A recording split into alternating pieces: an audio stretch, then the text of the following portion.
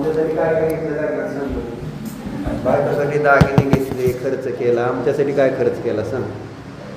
किती खर्च केला. आणि आमच्यासाठी काय खर्च केला सांग. काय दान दिलं का नाही. लग्न झाल्यानिमित्तात पुण्यामुळं धर्मामुळं लग्न झाले. तुला माहीत आहे. तुझं माहीत आहे. काय दिलं धर्माला. काय दिलं आहे ना. म्हणायचं मीच सगळ्या धर्माला दिलं असं म्हण. म्हणजे विषय सांग. काय द्यायची भानगड राहत नाही परत. मीच तुमचा आहे म्हटल्यानंतर विषय काय.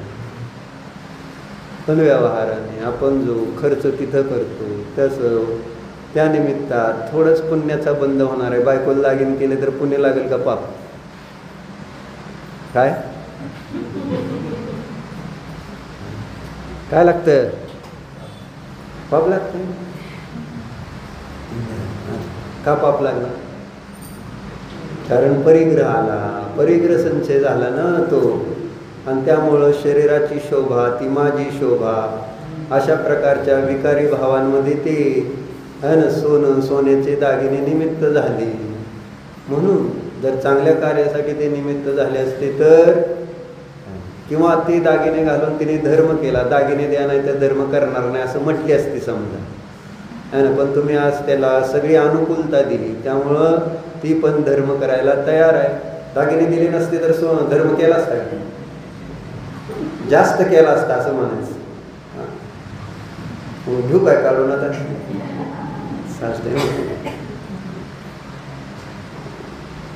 तिथं बसलेत आजी सासरे. मी काय तुम्ही सगळे साधे भोळे माझा ऐकून लगेच फसता. त्यांना विचारा देऊ दे का सगळे दागिने. देऊ दे. आई तर मंदिरचं पैसे तुम्ही मंदिराला देणार बाकी त्याचं काय सगळं घ्या. बाह्य वैभव बाह्य धन अधिकार त्याचा उपयोग जर आपण दान धर्मासाठी नाही केला. दानाची गती दान आणि धनाची गती. धन हे प्रिय आहे असं आपण पाहिलं होतं. सगळ्यात प्रिय काय आहे जीवाला. धन आहे का आप्त आहे कळते सगळं. धनापुढं कोणाचीही व्हॅल्यू नसते. ही चर्चा इथं आचार्य पद्मनंदींनी 296 नंबर श्लोकमध्ये घेतली की धनामुळं जर दान दिलं गेलं नाही तर ते धन आहे ना स्व आणि पराची दुर्गती कसं करतं ही चर्चा चालली. त्याची चर्चा इथं अनित्य पंचाशतमध्ये श्लोक नंबर 44 आहे. क्रमाने 296 आहे की ज्यामध्ये जे धन चंचल आहे चंचल त्या चंचल लक्ष्मीच्या नादी लागू नका म्हटले. कोणाच्या नादी लागू नका. चंचल लक्ष्मीच्या नादी लागू नका असं इथं उद्देश आहे. कारण आपण त्याची चंचलतेची उदाहरणं पाहिलेली आहेत. लक्ष्मी कशाप्रमाणे चंचल आहे याची चर्चा आपण बघितली होती ना. सांगा कशाप्रमाणे चंचल आहे. लक्ष्मी कशाप्रमाणे चंचल आहे.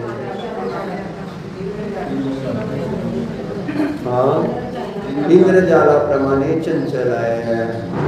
अजून शरीराला पण लक्ष्मी मानतो आपण. लक्ष्मीमध्ये शरीर येतं संसार येतो भोग येतात सगळी लक्ष्मीच आहे. तर हे सर्व चंचल कशाप्रमाणे याचं वर्णन करताना आपण पाहिलं की शरीर पाण्याच्या बुडबुड्याप्रमाणे लक्ष्मी इंद्रधनुष्याप्रमाणे इंद्रधनुष्याप्रमाणे आहे. तसं स्त्री पुत्रादी हे नष्ट होणाऱ्या ढगाप्रमाणे आहेत. आणि विषय सुख हे आहे ना तरुणीच्या कटाक्षाप्रमाणे आहे. अशा त्या चंचल शरीर, धन आहे ना, कुटुंब परिवाराचा अभिमान करणारा जो जीव आहे, त्याचा तो अभिमान कशाप्रमाणे आहे तर दारुड्याप्रमाणे आहे. जसा दारुडा जर हवेमध्ये आकाशामध्ये मुष्टी प्रहार करेल तर त्याचा काहीही उपयोग नाही. अथवा काय करेल तो कोरडी नदी पोहून जाण्याचा प्रयत्न करेल. त्याप्रमाणे त्याचा तो चंचल वस्तू संबंधीचा अभिमान आहे. आणि मृग मरीचिकेचं जलपान केल्याप्रमाणे आहे. काय तर चंचल वस्तू संबंधीचा अभिमान. परामुळे स्वतःला मोठं मानणं.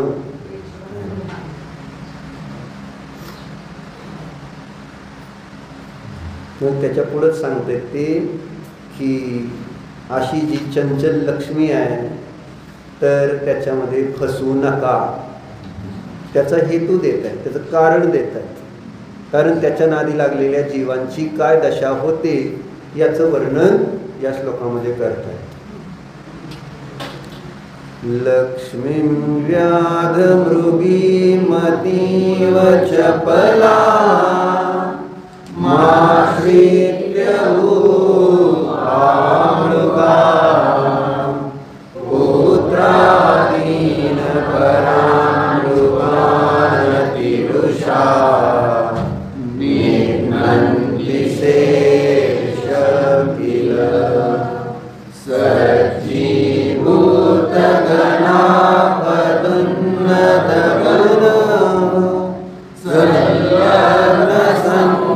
संवत्सरं नोपश्यन्ति समीपमागतमपि वृद्धं यमं दुर्गतम्. हे बंद पडलं ना. अंचल हिरणी समसंपतिया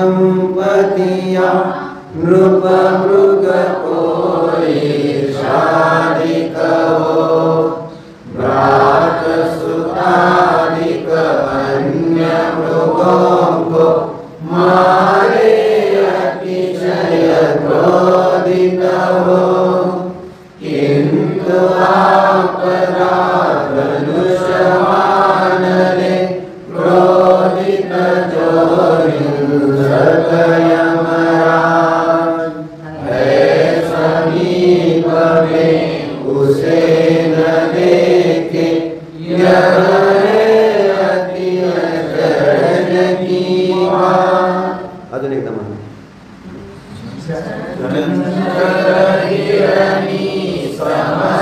समसंपतिपा नृप मृग भ्रात सुतादिक अन्य मृगों मारे अतिशय क्रोधित हो किंतु आपदा धनुषमानले क्रोधित जोयुसकयमराज है समीप में उसे न देखे यह है अति अचरज की बात.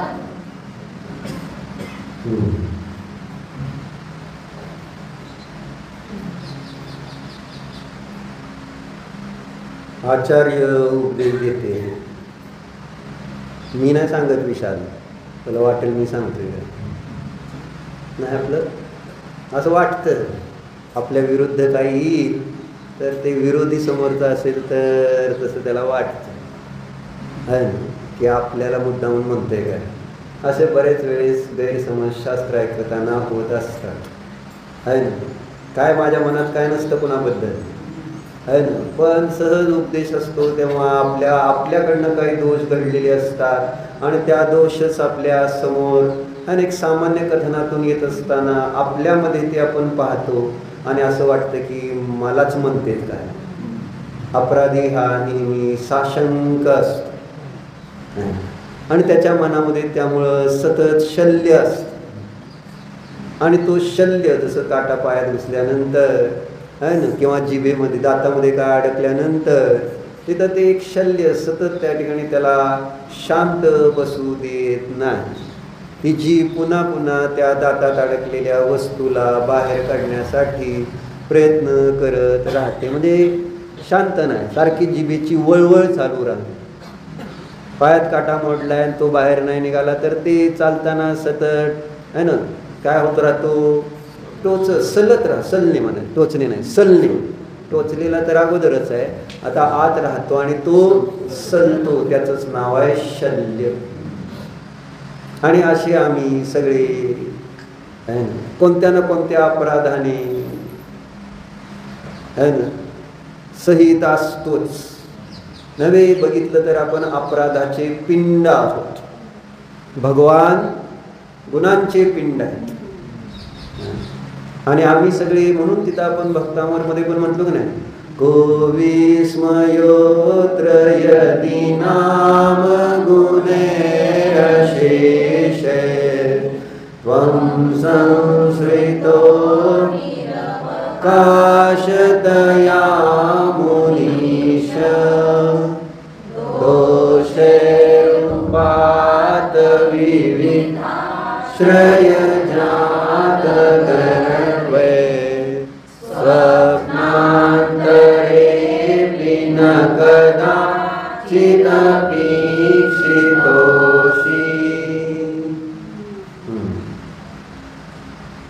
अर्थ कोणाला येतोय का? काय नाही तो अर्थ येतोय का? भक्तांवर बऱ्याच जणांना पाठ असतं, पण त्या ठिकाणी त्याचा भाव आणि तो जर पकडला नाही तर ते शब्द नुसते बोलले गेले तर ते कार्य होणार नाही. येत नव्हतं, येतंय, पाठ आहे, उत्तम आहे. जे ते पाठांतर करत नाहीत, आळशी आहे, त्यांच्यापेक्षा पाठ करणारे चांगले. पण पाठ करणाऱ्यापेक्षा जास्त चांगलं फळ कोणाला मिळेल? त्याचा भाव जो ग्रहण करेल. आणि भाव ग्रहण करण्यातच आनंद असतो. नुसतं ते पाठ करणं एक ओझ होऊन जातं.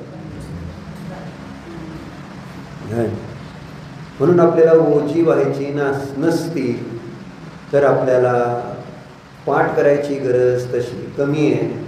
परंतु भाव आपल्या विचारामध्ये उतरण्यासाठी अनुप्रेक्षेची गरज असते.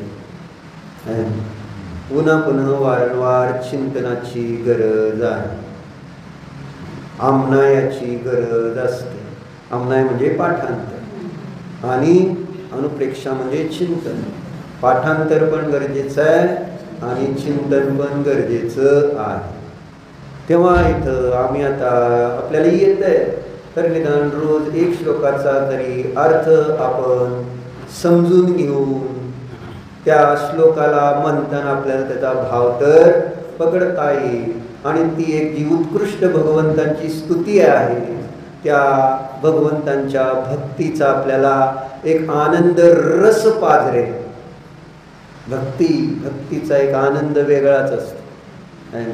जसं ज्याला संगीत आवडतं, जुनी गाणी लावली आणि मग तो कोणी गझल ऐकतं, कोणी कवाली, कोणी काय ज्याची जशी रुची आणि त्याच्यामध्ये तन्मय होऊन जातात. तसं भक्ती हा एक रस तन्मय होण्यासारखा. देव आणि आपण एक होण्यासाठी भक्तीच एक कारण होते. आपण पाहिलेलं आहे की भक्ती कशाला म्हणलं? भक्ती कशाला म्हणलं?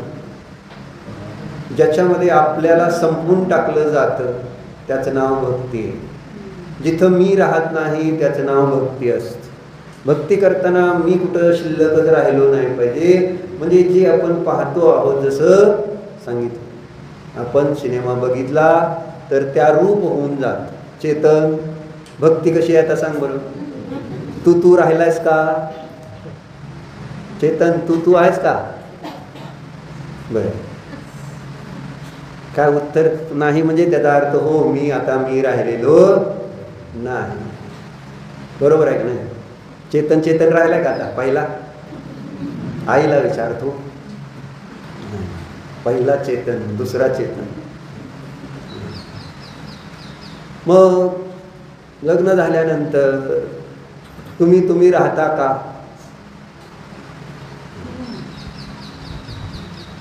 प्रेमात पडल्यानंतर तुम्ही राहत असता का? तुला काय माहित निलेश? विचारच नाही म्हणतो. मंडळी आली नाही का? बरं आहे. कोण नाही सांगू ना.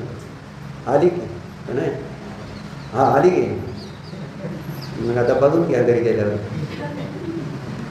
चर्चा अशी, तिथं त्या ठिकाणी स्वतःचं भान राहत नसतं. जसं कालिदासाला स्वतःचं भान राहिलेलं नव्हतं जेव्हा बायको लग्न केलंय माहेरी गेली नाही अष्टानिकाला बायको. डाव हात दुखतोय काय विचारलं, दाबतोय म्हणून. हां, तर अष्टानिकामध्ये बायकोला घरी पाठवू देत माहीत आहे ना? पहिला अष्टानिक घरी असतं ना. जायचं आज जाणार आहे वय घरी जाईल. माहेर कुठं आहे? माझे माहेर पंढरी असं म्हणते लोकांचं म्हणते बारामती. म्हणजे मला माहीत नसल्यासारखं तिने सांगितलं. त्या लोकांना पंढरी माहेर का वाटतं? कारण तिथं माझा देव आहे. आणि जिथं देव आहे माहेर म्हणजे सुख आहे. माहेर म्हणजे काय असतं? जिथे आपल्याला काय काम करावं लागत नाही आहे ना, निवांत. सासर म्हटलं तर काम हे करावंच लागणार आहे कसंही झालं तरी. बॅक ऑफ द माइंड राहतच किती जरी काही जरी. पण माहेरी गेल्यानंतर काम केलं तरी काम न केल्यासारखं असतं आहे ना, की माझं काही जबाबदारी नाही असं. आणि म्हणून माहेर म्हणजे एक सुख म्हणून त्याचा एक सुंदर लेख आले होता. पण आता मी तुम्हाला वाचून दाखवतो. छान होता ते एकदम. सांग काय राहू द्या ते घेऊन करू आता परत कधीतरी. कंट्रोल कर.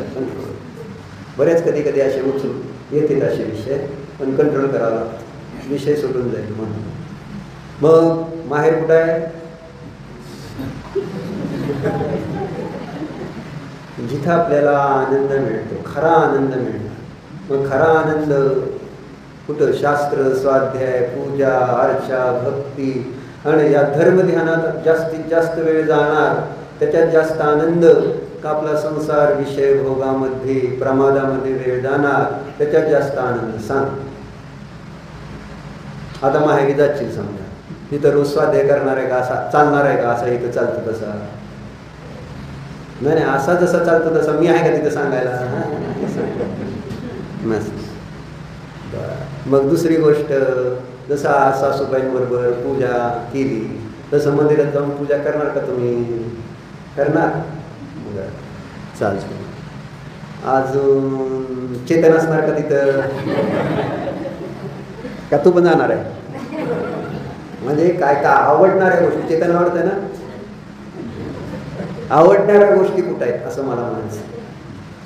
म्हणजे ते आवडणाऱ्या म्हणजे सुख देणाऱ्या गोष्टी असतात तेच आपलं माहेर पाहिजे नाही. जायचंय का बारामतीला? म्हणते का म्हणून? बरं नाही जातं तर तुम्ही म्हणतात. पक्का आहे माझं की तुम्ही कसंही सांगा आहे ना, बरोबर आम्हाला माहीत आहे चांगलं काय आहे आणि वाईट काय. म्हणून तर आपल्याला श्रद्धा दृढ करायची अशी की जिथे धर्म तेथे सुख, तेथेच त्या ठिकाणी माझं माहेर आहे. मला धर्म पाहिजे. मला काय पाहिजे तर सुखासाठी धर्म. बाकी कोणी संयोगातले जीव जे काही असतील ते आपल्याला खरं सुख शांती समाधान नाही. ते केवळ मोहाची सोबती आहेत. की जो मोह आचार्य पुन्हा पुन्हा आपल्याला सांगतायत दुःखाचंच कारण असतं. पण अशा त्या मोही जीवांच्या संयोगात आपल्याला राहण्यामध्येच आनंदाची कल्पना असते. भले आपण त्या मोही जीवाच्या संयोगात दुःख अनुभवत असलो तरी सुद्धा ते दुःख म्हणजे माझं सुख होऊन बसलंय म्हणून ते दुःख नाही झालं तर आपल्याला करमत नाही. म्हणून त्या मोही जीवाच्या संयोगात जावंच लागतं. त्या मोही जीव किती सुख देतात मधाच्या थेंबाप्रमाणे. ते पण माझ्या कल्पनेमध्ये माझ्या साताचा उदय असताना त्या संयोगामध्ये मला त्या सुखाची अनुभूती येते. खरं तर ते मोही जीव सुख देतच नसतात. देतात काय? आणि वर्णिजीने चांगलं दिलेलं आहे विषय. दो द्रव्य परद्रव्य में असंबंधपणा हे सांगतो. पान नंबर 141, श्लोक नंबर आहे 560. त्याच्यामध्ये त्यांनी दिलंय, गुंगापन, बुद्धिहीनता, मूर्खता, अज्ञानता, बहरापन और मुख रोग ये सब प्राणियों के उस असत्य के आश्रय से हुआ करते हैं. मूर्ख का होतो, घरात मतिमंद वगैरे, किंवा है ना बुद्धिहीनता, किंवा मुका, है ना बहिरा, तोंडामध्ये रोग काय होतात समजा, तर त्या सगळ्याचं कारण आहे खोटं बोलणे. आता बोला, म्हणजे असं इथं आचार्याने दिले, जो खोटं बोलेल त्याला हे फळ मिळणार आहे ना. तो बहिरा होईल, मुका होईल, मूर्ख होईल, मतिमंद होईल, अज्ञानी होईल, है ना, त्याच्या तोंडामध्ये रोग होतील, आळ्या पडतील. असं कशाचं फळ आहे असंच ते वाटतं. त्या अंतर्गत चर्चा करत असताना तिथं वर्णिजींनी 2 द्रव्यामध्ये कसल्याही प्रकारचा संबंध नसताना जी चर्चा घेतलेली आहे ती आपल्याला पाहायची है ना. अमृतचंद्राचार्यांनी तर श्लोक तिथं कलश घेतलेलाच आहे है ना. समयसारमध्ये नास्ति सर्वोपि संबंध परद्रव्य आत्मतत्वयोः, परद्रव्य आणि आत्मतत्व यांच्यामध्ये कुठल्याही प्रकारचा कसलाही संबंध नसतो. पण अज्ञानी मोही जीवांच्या कल्पना असतात की ते आणि मी आहे ना, त्यामध्ये जो एकत्वाचा विकल्प मात्र असतो आणि त्या विकल्पानेच तो जीव राग द्वेष भाव करत असतो. ती चर्चा इथं करते. कोई मनुष्य किसी दूसरे से प्रेम ही नहीं करता. काय सांगताय, कोणीही जीव, कोणताही मनुष्य कोणत्याही अन्य मनुष्यावर प्रेम करूच शकत नाही आणि आपल्याला पटणारच नाही. आपल्याला व्यवहारात हेच भासित होतंय, माझं तर त्यांच्यावर प्रेम आहे. काय चेतन, कोणावर प्रेम आहे तुझं? सांग की सरळ. जिनवानीवर आहे, देवावर आहे, गुरुवर आहे, शास्त्रावर आहे ना. आणि शेवटी सांग बायकोवर, आम्हाला काय म्हणणं नाही, निश्चय व्यवहार नाही ना. पण आधी देवशास्त्र गुरु म्हणे एवढंच म्हणायचं, बाकी काय. कोणावर प्रेम आहे तुझं? आणि निश्चय आणि व्यवहार. परत नाराज झाली तर अडचण. म्हणून सांगायचं काय, कोई मनुष्य, आपण व्यवहार म्हणतोय हे की माझं त्याच्यावर खूप प्रेम आहे, त्याच्यावर पण इथं सांगतायत वर्णिजी कोणाचं कोणावर प्रेमच नसतं, करूच शकत नाही म्हणते, करूच शकत नाही. मग वर्णन काय केलं, जो करता है प्रेम वह अपने आप में अपनी कषाय की पूर्ति के लिए अपना परिणाम करता. जे काही प्रेम करतो ते आपल्या परिणामामध्ये उत्पन्न झालेल्या कषायांच्या प्रती प्रेम आहे, न की बाहेरच्या वस्तू समोर. पण ते कषाय बाहेरच्या वस्तूला निमित्त करून झालेले असतात आणि त्यावेळेस त्या ठिकाणी हा म्हणतो माझं त्याच्यावर प्रेम आहे, दुसऱ्यावर प्रेम हे सगळं खोट आहे. नाहीतर माझ्याबरोबर अमेरिकेला आले नसते का? नाही, म्हणजे सांगायचं असं तात्पर्य. उगच म्हणतोय हा, एक उदाहरण आहे ते. तुम्हाला वाटतंय मला जायचंय काय, तसं काय नाही. तर आपलं सांगितलेलं बरं. मग असं आहे, त्यांचं दादावर प्रेम आहे असं त्यांचं म्हणणं आहे. त्यांचं दादावर प्रेम खरं आहे काय? स्वप्नीलचं तुमच्यावर प्रेम आहे का नाही? हाय म्हणते की बघा. तुमचं स्वप्नीलवर आहे काय? हाय म्हणते. प्रफुल्लवर,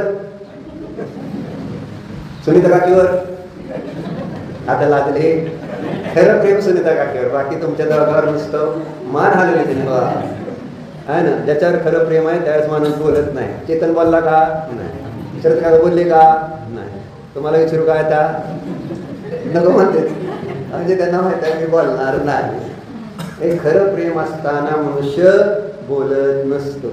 बरोबर आहे काय? म्हणून इथे सांगायचं प्रेम आपण केवळ आपल्या कषायांची पुष्टी ज्यांच्या निमित्तात होत असते त्या कषायांवरच आपण प्रेम करत असतो. बाहेरच्या व्यक्तीवर वस्तूवर आमचं शून्य प्रेम आहे. कारण त्या वस्तू बाहेर हजर असताना सुद्धा अनेक वेळा आपलं त्याच्या विरुद्ध परिणाम दिसतात. त्याच्या आहे ना, जे प्रेमाच्या विरुद्ध काय? द्वेष आहे ना. म्हणजे आपल्याला त्याच व्यक्तीच्या निमित्तात द्वेष होताना पण दिसतो. जिथं प्रेम आहे आपण म्हणतो त्याच्यावर प्रेम आहे, पण त्याच व्यक्तीवर द्वेष होताना दिसतो का नाही? शरद काका, स्वप्नील भाई, तुमच्या मनासारखं नाही केले तर द्वेष होतो का नाही? होतो का नाही? दबाड बोलताय.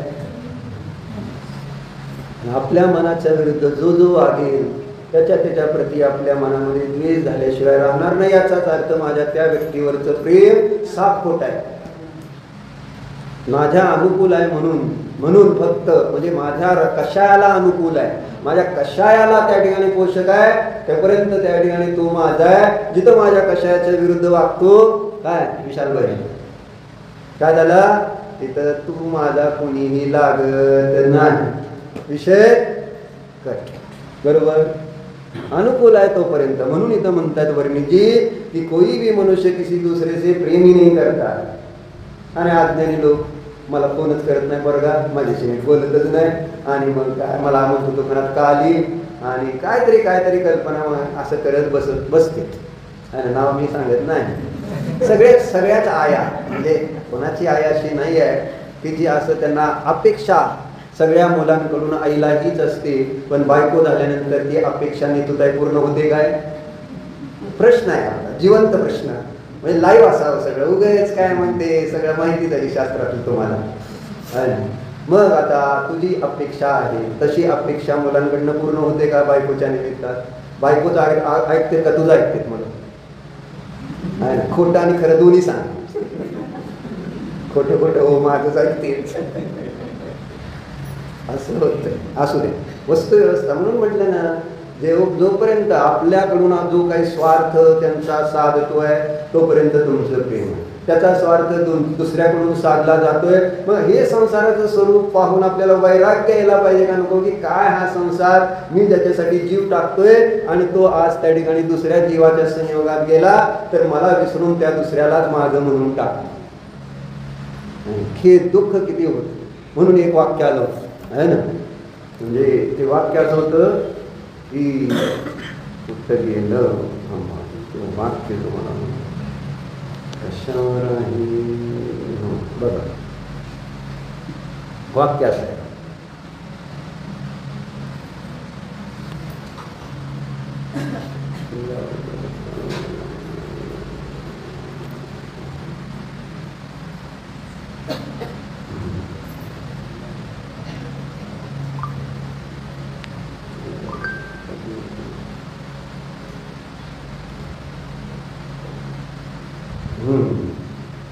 कड़वा सच, हम उन्हें ही रुलाते हैं जो हमारी परवाह करते हैं. क्या? हम उन्हें ही रुलाते हैं जो हमारी परवाह करते हैं. बरोबर आहे का? अमोलला रडवताय का तुम्ही? आले का अमोलजी? आले? बायको रडवते का तुम्हाला? क्या तुम्ही बायकोला रडवता? प्रश्न. हम उन्हें ही रुलाते हैं जो हमारी परवाह करते हैं. त्यांनी त्याच्यासाठी उदाहरण दिले माता, पिता आणि पत्नी. जुन्या जमान्यातली. आत्ताच्या जमान्यात पती यायला पाहिजे. बरोबर आहे का विषय? काय म्हणणं आहे तुझं? पती आहे ना, कोण कोण? माता, पिता आणि पत्नी. ती आमची काळजी घेत असते, पण आपण त्यांना रडवतो का नाही? विशाल, किती काळजी तुझी. लगा तू विचार कर, घरात आल्यानंतर तुला जेवढं काही सुख मिळते ते बायको असल्यामुळे. माहिती आहे? जलप्रभासाठी राधा, म्हणजे तुझा शर्ट, पॅन्ट, टॉवेल आहे ना, सगळ्या गोष्टी, खाणं पिणं, तुम्हाला काय लागलं, काय रोग झाला, काय त्रास झाला आहे ना, डोकं दुखायला लागलं, काय झालं तर कोण कोण कोण काळजी करतं तुझं? विहा करते का बाई करते का बायको करते? लय मोठा प्रश्न आहे ना. 3 ऑप्शन आहे, एकच ऑप्शन सांगावं लागतं. एक बरोबर आहे, बाकी चुकीचे 2. कोणतं बरोबर आहे? तर चला सांगायचं काय आहे ना, हम उन्हें ही रुलाते. ही खरी गोष्ट. कोणाला रडवतो आपण? जे आमची सगळ्यात जास्त काळजी घेतात ते माता, पिता आणि पत्नी. हम उनके लिए रोते हैं जो हमारी परवाह नहीं करते. आम्ही कोणासाठी रडतो? जे आपली काळजी घेत नाही. कोण? औलाद. असं इथं दिलं त्यांनी. जी मुलं बाळ आहेत है ना, ते काय करते, ते उनके लिए रोते. कोणासाठी आई वडील रडतात? मुलांसाठी, की जी मुलं आई वडिलांची काळजी घ्यायला तयार. हे कडवासच बरं का. तुमचं तसं नसेल ते कोणतरी दुसरे असेल, आहे ना, प्रफुल्ल. आपलं नाही बरं काही, कुणी म्हणणार नाही मी आहे, कारण कडवसच आहे ना हे. आम्ही त्यातले नाही, आम्ही त्यातले नाही, बरोबर. आणि तिसरं, और हम उनकी परवाह करते हैं जो हमारे लिए कभी भी नहीं रोएंगे. काय विचार, कोण आहेत ते सांग बरं. जे आमच्यासाठी कधीच रडणार नाही, आपल्याला त्यांची जास्त काळजी. सांग कोण? कोण? गिरायक. दुकानातले गिरायक रडणार आहे का तुम्ही गेल्यानंतर मला सांग. पण आपल्याला काळजी कोणाची जास्त आहे सांगा स्वप्नील भाई, आहे ना. हे कडवा सच आहे, बरोबर आहे का. और हम उनकी परवाह करते, आम्ही सतत त्यांचीच काळजी घेतो जे त्या ठिकाणी आमच्यासाठी कधीही रडणार नाही. अशी व्यवस्था. ठीक आहे. म्हणजे सांगायचं काय तात्पर्य होतं इथं, की कोणी कोणावर प्रेम करत नाही हे सांगतो, बरोबर. जो करता है प्रेम वह अपने आप में अपनी कशाय की पूर्ति के लिए करता है. क्या, किसके लिए करता है? उसको देखकर दूसरा चूंकि वह अनुकूल परिणमन है, यह मान बैठता है कि यह मुझसे राग कर रहा है. कोई जीव किसी दूसरे जीव का कुछ भी करने में परमार्थतः समर्थ नहीं है, केवल एक निमित्त नैमित्तिक परिणमन है, हो रहा है. यहाँ यह निर्णय कीजिए कि हमारी भलाई किस में है. यो तो अनादि से जन्म लिया, मरण किया, जो परंपरा चली आई और आज हम मनुष्य हुए, लेकिन ऐसी जन्म और मरण की परंपरा ही चलाते रहे तो तत्व की बात क्या प्राप्त की. एक द्रव्याचा दुसऱ्या द्रव्याशी कसलाही संबंध नसतोच. पण अज्ञानाने आम्ही काय करतो, हे मोह आहे ना. म्हणून आचार्य सांगते मोहभाव सोडा. कशाच्या प्रतीचा? परद्रव्याच्या प्रतीचा मोहभाव सोडा. तुमचे ते कोणी लागत नाही, काही संबंध नाही त्यांच्या मोहानं. मला दुःख आज पण आहे आणि उद्या पण आहे. मग असं फळ देणारा मोह करायला पाहिजे का, असा साधा प्रश्न.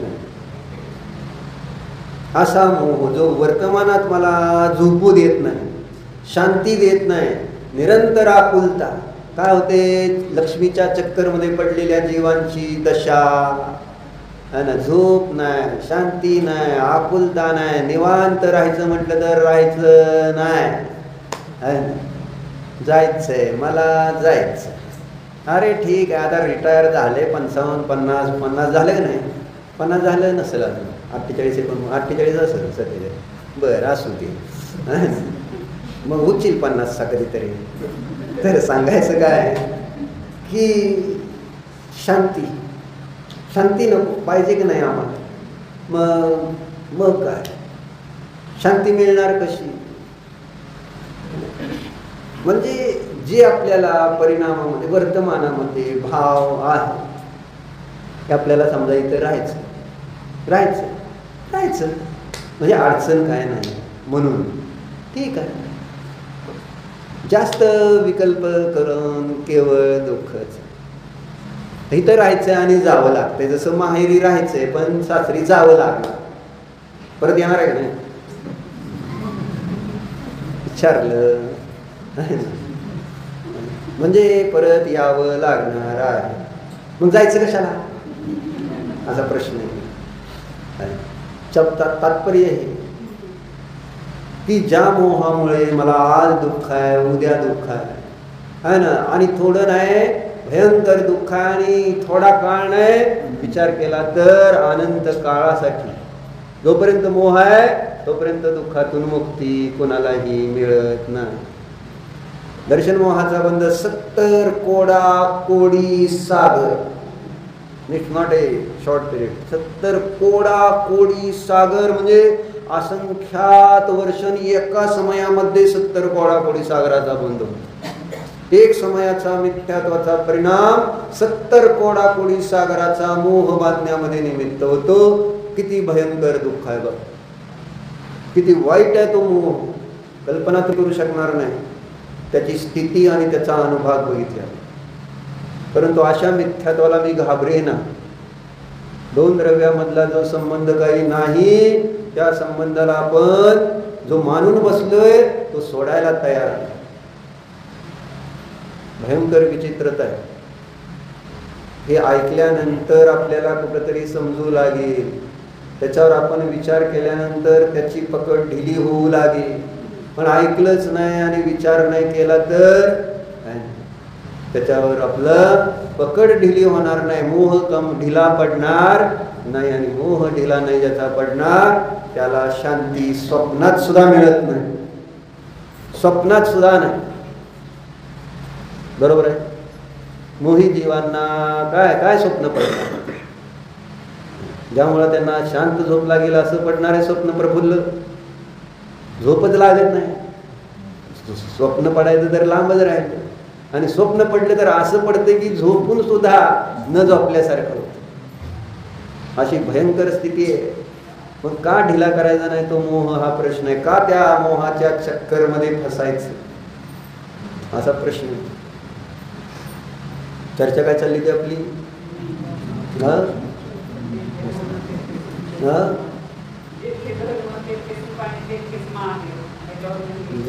झाले का आता? हा हा भक्तांवर श्लोक सांगतो. हे भक्तीमध्ये कसं पाहिजे याच्यावर विषय निघाला. हे बरोबर. त्या श्लोकाचा अर्थ झालाच नाही ना. भावापर्यंत पोचलं पाहिजे असं म्हणलं. काय श्लोक म्हटलं आपण? को विस्मयो अत्र यदि नाम गुणैरशेष त्वं संसृतो निरवकाश तया मुनीश. असं म्हण. हे भगवान, हे मुनीश है ना. मुनींचे ईश्वर म्हणजे भगवान जिनेश्वर संबोधन करतात ना मानतुंगाचे. हे भगवान, हे मुनी. मग काय आश्चर्य नाही.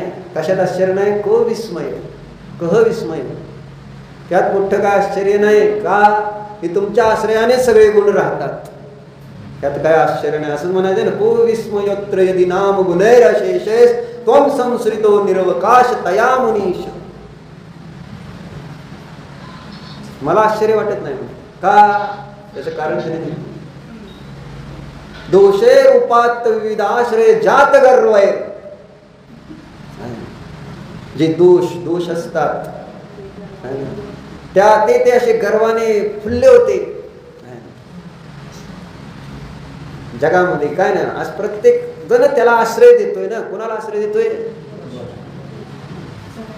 सगळे आम्ही काय करतो तर दोषाला आश्रय देण्यामध्ये भांडण लागले. मी का तू चढावड लागली की कोण त्या क्रोधाला मानाला लोभाला मायेला हास्य रती जे काय राग द्वेष त्याला कोण आधी आश्रय देतं याच्यासाठी भांडण लागली ना. त्याचं नाव आहे दुकानदारी. म्हणजे त्याचं उदाहरण दे. भांडण लागले का नाही? मी मिळवतोय जागा का ती मिळवतोय? मी पैसे मिळवतोय का ती मिळवतोय? कशाशी भांडण लागले? दोषाचा आश्रय कोण जास्तीत जास्त घ्यायचं? शहाणपणा आहे का मूर्खपणा? तुमच्यासाठी मूर्खपणा, आमच्यासाठी शहाणपणा. शहाणपणाच आहे तुमचा. हा शहाणपणा आहे म्हणावं लागेल. कशासाठी आपलं चाललंय हे जीवन आहे ना. परिग्रहाचा संचय म्हणजे दोष आहे का गुण आहे? केवढी मोठी मूर्खता आहे, महान मूर्खता आहे. जो परिग्रह अतिशय दुःखाचं कारण सांगितलंय तरी सुद्धा माझ्या बुद्धीतनं तो परिग्रह सुटायला तयार नाही. त्याचाच संचय करण्यामध्ये मी अजून माझा मोठेपणा मानतोय.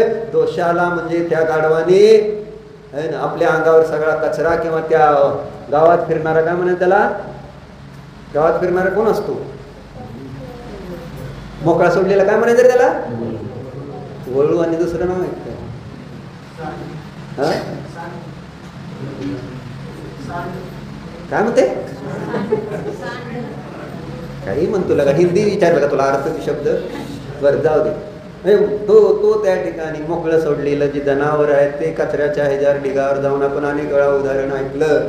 आणि तो स्वतःच्या अंगावर सगळा त्या कचरा कुंडीतला उडवून म्हणजे घेतो शिंगाने आणि मग मोठ्याने हंबरडा फुटतो, बघा मी काय काम केलं. हे असं आपण उदाहरण अनेक वेळा ऐकलं.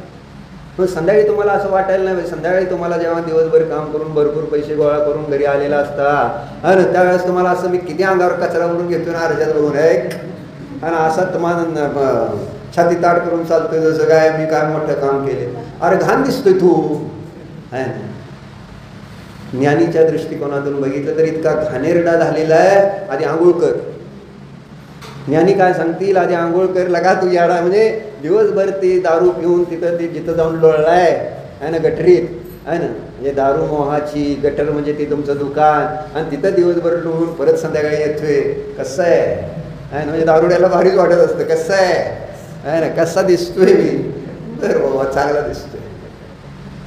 ही आहे मूर्ता. दोषे रूपात विविधाश्रय ज्यात गर्व आहे. जगामध्ये प्रत्येक जण तो दोषाचा आश्रय घेत असताना त्या दोषाला वाटतं मी किती भारी, मी किती भारी. म्हणून सांगत होतो आम्ही अपराधाचे पिंड आहोत, भगवान गुणाचे पिंड आहे. आपण दोषाचे पिंड आहोत खरंच.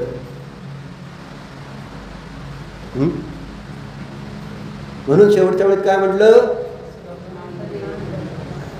असे ते गर्वाने उन्मत्त झालेले दोष तुझ्याकडे बघत सुद्धा नाहीत, स्वप्नामध्ये सुद्धा नाही. असं म्हणते स्वप्नांतरे पिन कदाचित अपि इक्षितोषी असं म्हटलं. देवाला बघायचा विषय तरी का?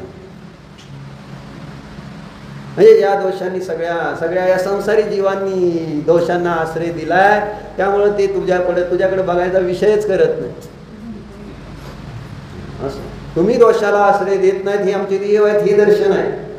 ही आहे भक्ती निर्दोष. आणि तुम्ही त्या ठिकाणी भक्तीमध्ये स्वतःला संपवचाल तर तुम्ही त्या क्षणामध्ये निर्दोष असतात. कारण निर्दोष अशा स्वभाव भगवान स्वरूप तुम्ही होऊन गेल्यानंतर तुम्ही दोषी कसे राहाल? ही आहे जादू भक्तीची. पण नाही अडचण ही तद्रूप होणार नाही. एक काम पूर्ण करणार आहे, ही पूजा पूर्ण करणार आहे, अष्टानिक पर्व पूर्ण करणार आहे, सगळं काम पूर्ण करणार, पण त्याच्यातला आनंद घेता येणार नाही मला जोपर्यंत मला समजत नाही काय व्हॉट इज गॉड. त्याचा एक आनंद यायला पाहिजे. गॉड देव काय, मग तो भक्तीचा आनंद वेगळाच असेल. असं असतं काय चेतन? बरोबर आहे काय चेतन? का सांगू काय अजून? भक्ती कोणाची? भक्ती कोणाची? सांगितलं की लागा जोरात म्हणून नरो वा कुंजरो आम्हाला वाटते. तर देवशास्त्र गुरूंची भक्ती अशी झाली पाहिजे की स्वतःला विसरून जायला पाहिजे. असं आहे. आणि त्यावेळेस आमचा तिथं मोह राहणार नाही. त्यावेळेस आपल्याला समजेल वस्तुस्थिती काय. परंतु असं न करणारा जीव आहे ना, बाह्य पर पदार्थांमध्ये मोह करणारा जो आहे त्याच्याबद्दलची चर्चा.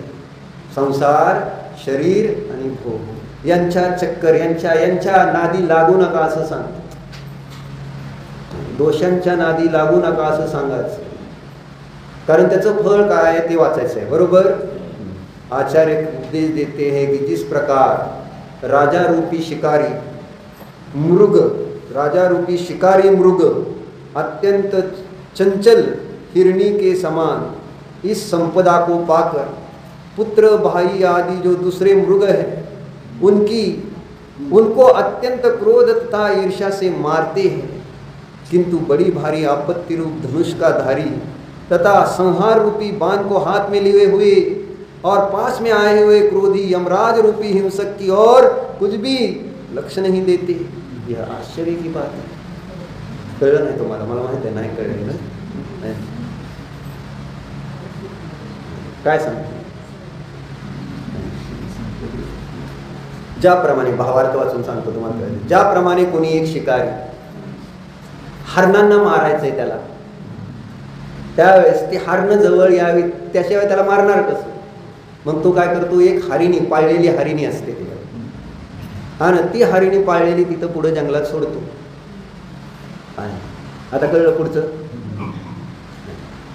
मग त्या हरणीला प्राप्त करण्यासाठी अनेक त्या ठिकाणी काय येते, हरणं तिथं येते.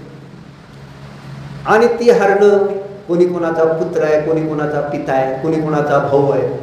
हरण तुमच्या लक्षात घ्या.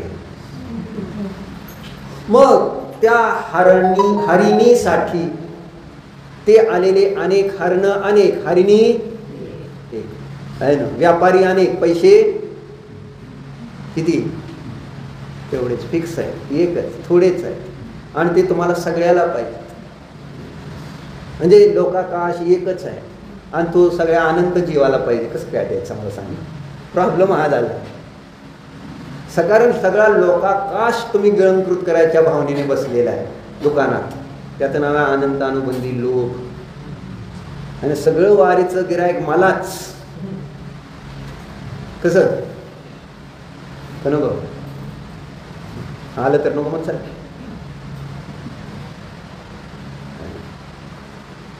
अहर्निशी सेवा महे, माल येऊ द्या, जाऊ द्या, येऊ द्या, जाऊ द्या. आणि जेवत नाही पाहिजे तर पण तिथंच झोपतो पाहिजे तर पण ग्राहकाची सेवा हेच माझं कर्तव्य. बरोबर का आणू डॉक्टर? असं आहे. तृप्तीताई गेल्या काय दवाखान्यात? सीझन चालू झालं, तुम्ही बी जाणार असं मी ऐकलं. तुमचं आता गावातलं बंद आहे. आता हे पेशंट तुमच्याकडं किंवा प्रिस्क्रिप्शन लिहायचं काम तुमच्याकडे असं वाटतं आता. बरोबर आहे का?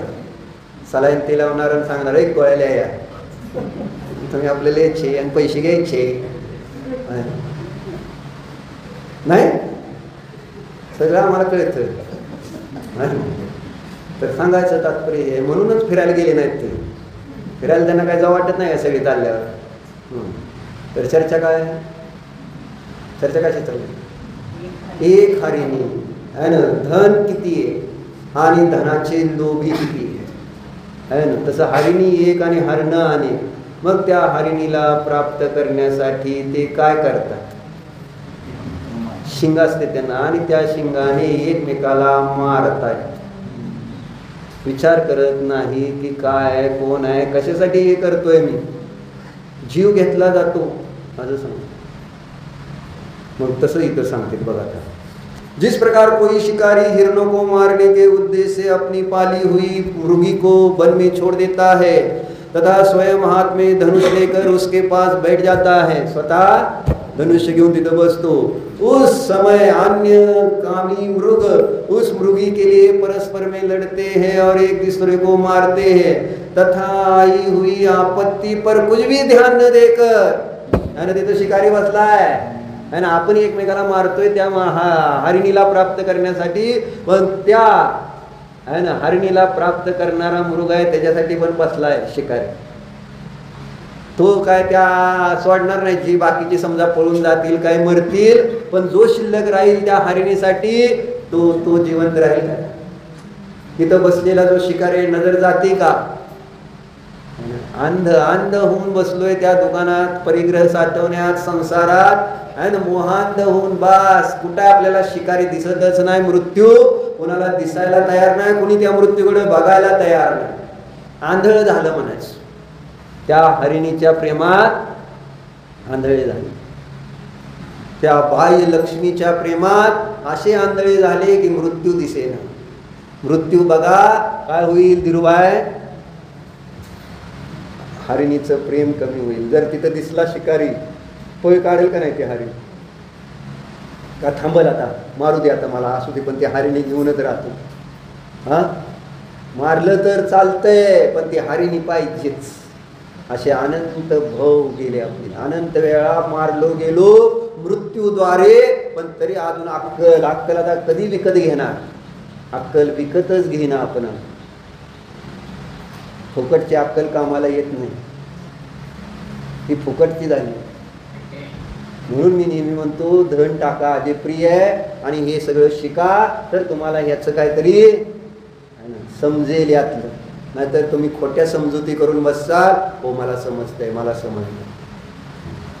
रोज एक सोन्याची अंगठी टाकून जावा एक शास्त्र ऐकल्यानंतर, काय होईल? म्हणजे सोन्याची म्हटल्या काय होईल? 3 ग्रॅमची समजा टाकणार का? किती दिवस टाकू शकता?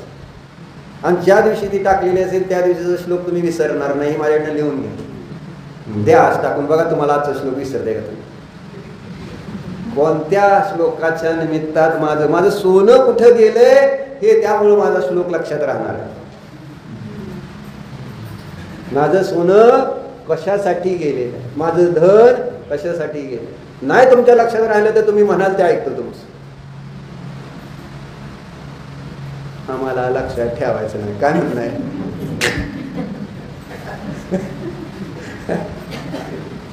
तुमचा श्लोक तुम्हाला राहू द्या आणि आमचं सोनं आम्हाला, तुमचा श्लोक तुम्हाला. ठीक आहे, मी काय करणार? मृत्यू दाखवायचा प्रयत्न करतायत आचार्यांना. इथं त्या चंचल लक्ष्मीच्या चेतन, चंचल लक्ष्मी कळलं का, च्या नादी लागून मृत्यूला विसरायचं.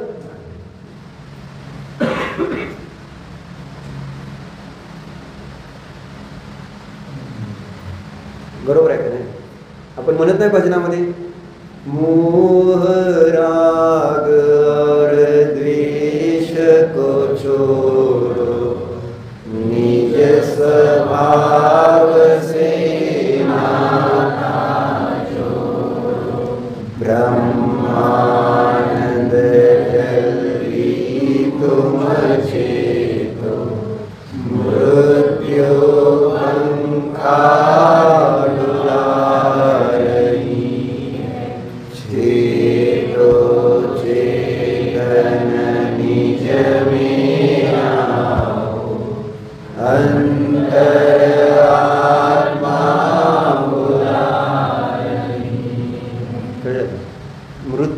मृत्यू वारं घालतोय, लागतंय की नाही वारं मृत्यूचं? धीरूभाई अंबानी राहिले नाहीत माहिती आहे का तुम्हाला? आता धीरूभाई अंबानी गेले ना, आपलं सांगितलं. धीरूभाई अंबानी गेले, धीरूभाई फलटणकर किती दिवस राहणार? धीरूभाई फलटणकर किती दिवस राहणार आहेत? गेले धीरूभाई फलटणकर, असं म्हणता गेले ते, मी एक आत्मा आहे, ज्ञानानंद स्वभाव आहे, सिद्ध आहे. गेले धीरूभाई फलटणकर, विचारातनं गेले म्हणजे गेलेच. माझा काय त्या धीरूभाई फलटणकरशी संबंध नाही, मी तर एक ज्ञानानंद स्वभावी जीव आहे, निस्संग आहे, अकिंचन आहे, निष्परिग्रही आहे. अशा त्या शुद्ध स्वभावाला, स्वतःच्या जीवाला मी म्हणून स्वीकारलं तर सगळी शांती, आनंद, सुख समाधान. पण धीरूभाई फलटणकर लक्षात राहिला तर मृत्यू विसरला आणि मृत्यू विसरला तर त्या ठिकाणी तो धीरूभाई कधी त्याचा ग्रास बनणार माहिती नाही. माहिती आहे? असं सांग, मरणार आहे का नाही? काय मान तर हलती का लगा? मरना सबको, मरना मुझको, असं मी सांगतो तुम्हाला. मला मरायचंय, एक दिवस मला मरायचंय. म्हणून मृत्यू तिथं बसलाय त्या धनाच्या नादी लागून, आहे ना. जे इथं सोडून जायचंय ते काय बरोबर नाही, आपलं नाही. त्या मृत्यूचं ते केवळ एक प्रलोभन आहे ना. जे धन आहे ते काय, जसे हरिणी आहे ती काय, मृत्यूचं एक प्रलोभन आहे. मृत्यूला आहे ना आपली शिकार करण्यासाठी सोडलेलं एक वस्तू आहे. ती धन सोडले ना, तुम्हाला वाटतंय ते अमृत आहे, पण तो मृत्यू आहे. धनामध्ये ज्याला मृत्यू पाहायला येईल तो त्या ठिकाणी धनापासून विरक्त होऊन आत्मकल्याण करेल. पण धनावर त्याला 440 व्होल्टेजचा तो काय म्हणायचा कवटी आणि 2 हाडं ही दिसणार नाही त्या धनाच्या ठिकाणी. आणि तुम्ही स्टॅम्प मारत जावा त्या केवावर संध्याकाळी जे ठेवणार न शिक्का तयार करून घ्या कवटी आणि त्या कवटीचा कळतं ना ते 4 डेंजर खाली जिथं मोह झाला तिथं ती शिक्का मारायचा लगेच डेंजर. भयानक आहे ते डेंजरचा तर भयानक आहे. हात लावला तर मरचा.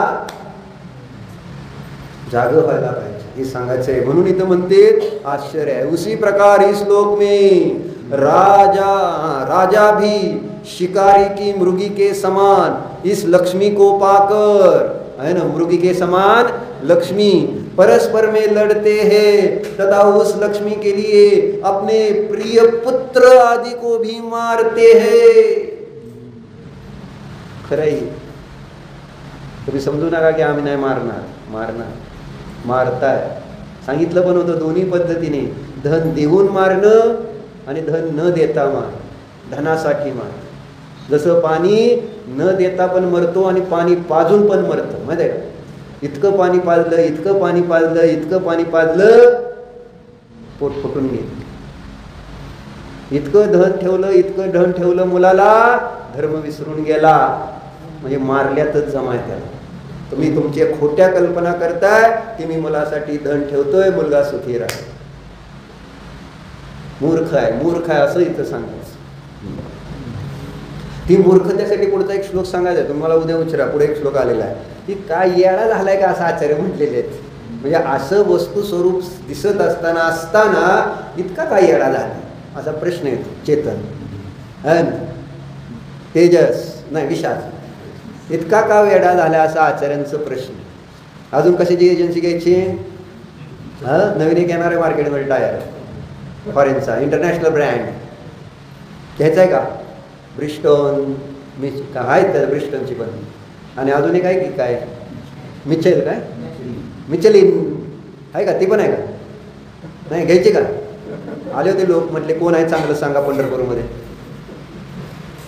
तर परस्पर में लड़ते तथा उस लक्ष्मी के लिए अपने प्रिय पुत्र आदि को भी मारते हैं किंतु इस बात पर कुछ भी ध्यान नहीं देते कि हमको आगे क्या क्या आपत्ति भोगनी होगी तथा हमारा कितने काल तक जीवन रहेगा क्योंकि काल हमारे सिर पर छा रहा है. इसलिए विद्वानों को चाहिए कि इस प्रकार दोनों लोक के बिगाड़ने वाले वर्तमान पण नष्ट करणारा आणि भविष्य पण नष्ट करणारी ही लक्ष्मी उसके फंदे में ना पड़े और उसको अपने हित करने वाली भी ना समझे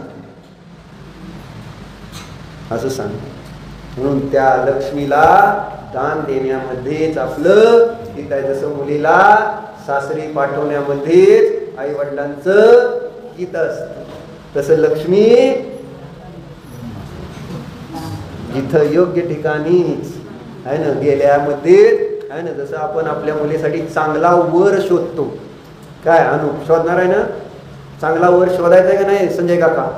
लक्ष्मी आहेत ना तुमच्या घरी 2-2 आणि त्या अपेक्षा काय एखादा व्यसनी दारू पिणारा सिगरेट ओढणारा जुगार खेळणारा आणि मांस करणारा अशा मुलाच्या प्रेमात तुमची मुलगी पडली आणि भले तो जैन असला तुम्ही लग्न करणार का नाही त्याच्याशी. आणि ती मुलगी नाही माझं खूप प्रेम आहे मला त्याच्याशीच करायचं आहे आणि तो म्हटला मी सोडतो असं ती मुलगी म्हटली तुम्ही काय करता. बरं कर बाबा आता माझं काय तुझं लय एवढं प्रेम आहे तर कर असं म्हणणं. तुम्ही सांगताय बाबा येडी आहे का ईडी आहे का असा तू व्यसनी आहे ना उगं हे खोटं असलं उगं प्रेम बिम सगळं झूट असतं असं सांगतात आणि ती तुम्हाला म्हणत राहिली तर म्हणजे तुमची लक्ष्मी तुम्हाला वाटते नेहमी चांगल्या हाती जावी चांगल्या दारी जावी आहे का. तसं इथं सांगताय की आम्ही जे मिळालेलं आम्हाला आलेलं धन ते चांगल्या हाती म्हणजे चांगलं हे जे ज्यांच्याकडे जाणार आहे ते व्यसनी आहेत. व्यसनी जे धन आपलं जातं ना खर्च पडतंय ना कुठं पडतंय भोगामध्ये जाणारं धन म्हणजे व्यसनी लोकांसाठी केलेला खर्च जो पापाच्या बंधाचं कारण आणि ते जर चांगल्या हातामध्ये गेलं तर हित स्वपर हित माझं पण होणार, धर्माची प्रभावना होणार, अनेक जीवांचं हित चिंतन करा. ओम नमः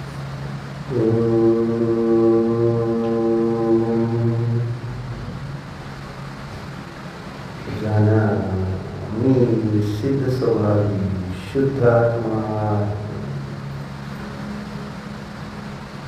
बाह्य लक्ष्मी धन वैभव मी नाही, माझे नाही. बाह्य वैभवापासून भिन्न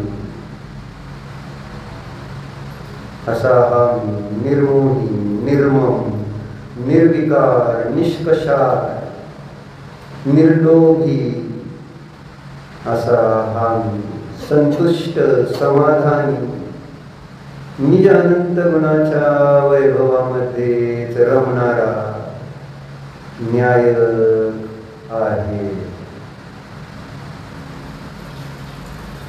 स्वतःला जाणा.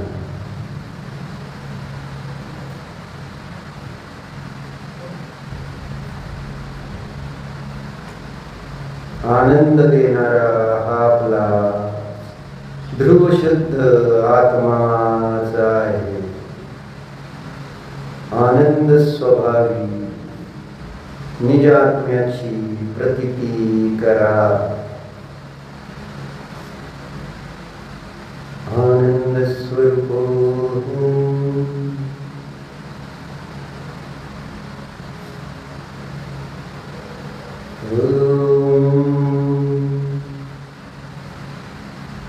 सर्जन